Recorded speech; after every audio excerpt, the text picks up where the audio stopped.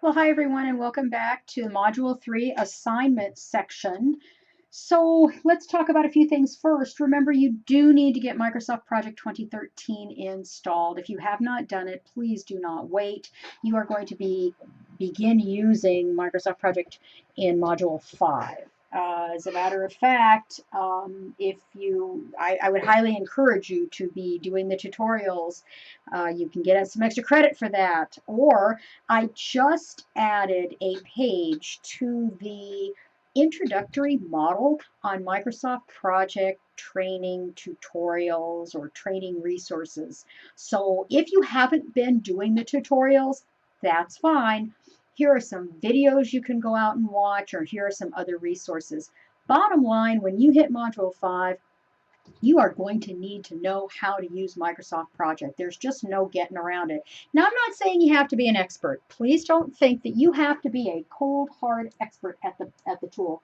But you should not open it up and stare at it and wonder, what do I do next? So if you haven't done the tutorials, that's fine. Take a few minutes and go out and watch some of the videos. I've got a whole series of videos out there that have been uploaded. Get familiar, get comfortable, open the tool, poke around with it, get some, know where the resources are so that you know what you need when you need them. But by all means, step one, make sure that you are installed and you have it ready to go. And again, we have been offering you extra credit opportunities, Module 1 and Module 2. This is the last one. You have an extra credit opportunity in this module to earn 10 extra credit points for doing those Microsoft Project tutorials, which are part of the textbook. There's a PDF file that you can download and follow the instructions, and then just upload it when you're finished with it. They do build on skills. So it's not like you can kind of open up project tutorial number 3 and decide, oh, I'll do this one. You kind of need to do one and then need to do two. Of course, I can't give you credit for completing 1 and 2 if you haven't already done so. But boy, I highly encourage you to do that. Again, 10 extra credit points, get out there and get it done, and you'll be way ahead of the game in terms of what you're going to need skill-wise to complete your tasks in Module 5 and Module 6, and I think a little bit in Module 7 as well. So our discussion this week is on measurable organizational value, and I would like you to go out and do a little bit of internet research. Get good and comfortable with the term. So the first part of the discussion, you're going to, in your own words, define measurable organizational value. What does it mean? And do it in your own words. No, do not copy and paste something you found from the internet. Do not copy and paste something from the textbook. I want to know how you have interpreted what that means based on what you have read and what you have been able to understand. And then the second thing, must all projects show some form of tangible benefits? Why and why not? Okay, so let's talk about what tangible benefits and what intangible benefits are.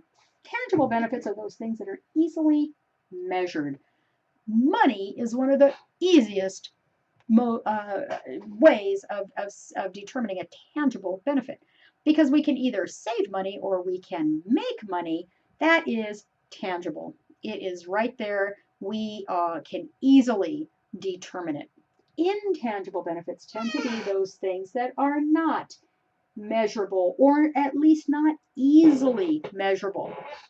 Two intangible benefits that come to mind are employee morale and customer goodwill.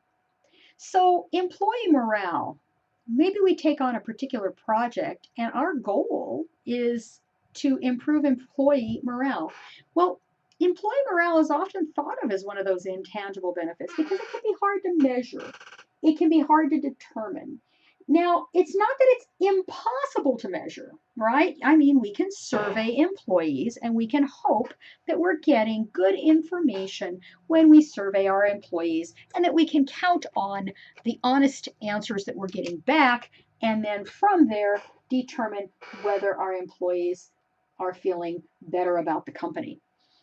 Customer goodwill. we can do similar kinds of things where we can look at customer satisfaction survey data, and we can kind of look at it from there.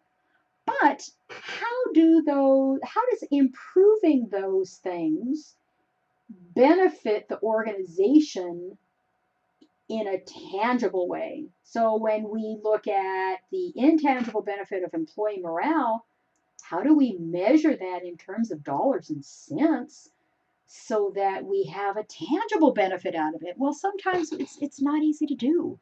It's not necessarily easy to make everything about money, right? So you're going to answer question number 2, must all projects show some form of tangible benefits? Why or why not? And number 3, what about intangible benefits and how might they influence project selection decisions?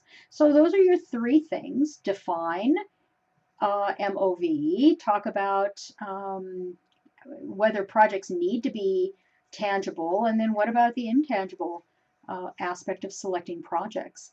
And those are going to be your questions that you're going to answer. And I suggest you do that. Like I say, I suggest you go out and do some internet research on project tangible benefits, project intangible benefits, and get yourself some background so that you can answer these questions good, strong, supported types of answers. And your initial responses due no later than Thursday, and then your peer responses are required. There are no peer responses required for this particular discussion, but I do encourage you to go out and read what other people have posted, and indeed respond where you feel uh, so inclined. Okay, now on to your individual assignment. Now we're going to start our Husky Air case study.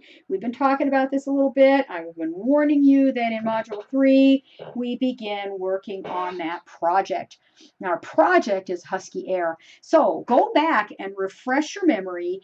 Go back and read the Husky Air project introduction that's in Chapter 1, and then go out to the project information module and review all of the biographies of potential team members so that you're up to speed and you're ready to go. Your individual assignment this week is to create a business case for our Husky Air assignment. Now, at the end of Chapter 3, there is the section on Husky Air assignment, and it will walk you through in great detail how to prepare the business case for Husky Air. There's 3 pages. Well, let me just double check this. I believe I'm looking at the book. 1, 2, 3 pages of instructions to help you get that business case nailed down. Now, there are 6 components of this business case that you're going to complete. The only difference will be in component number 2, where it talks about team members.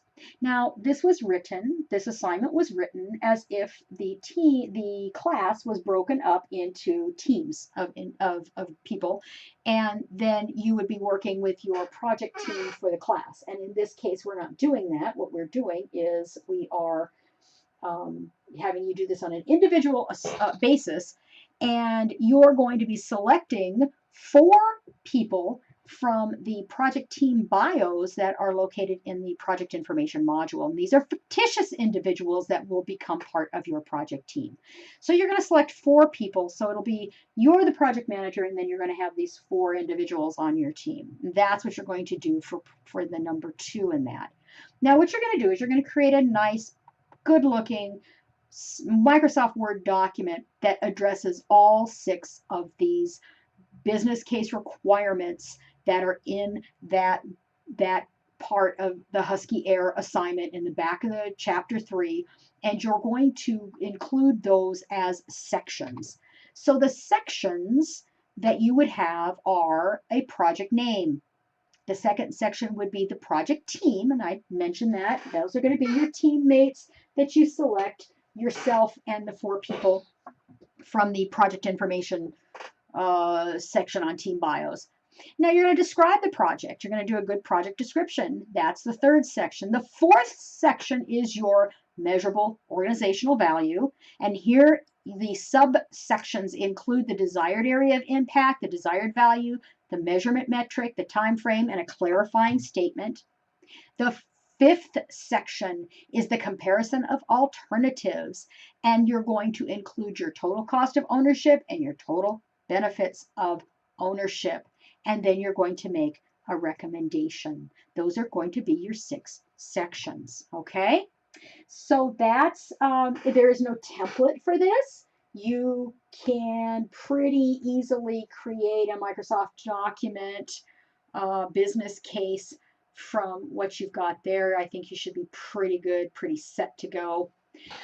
Don't forget that your quiz is due by Sunday. There are no makeups for the quizzes or the discussions. They need to be done in the week that they are assigned. And one final reminder that I will be traveling in this week. So if you need to get a hold of me, please refer to the announcement that was posted in the discussion. Have a great week, and I will see you in the discussions.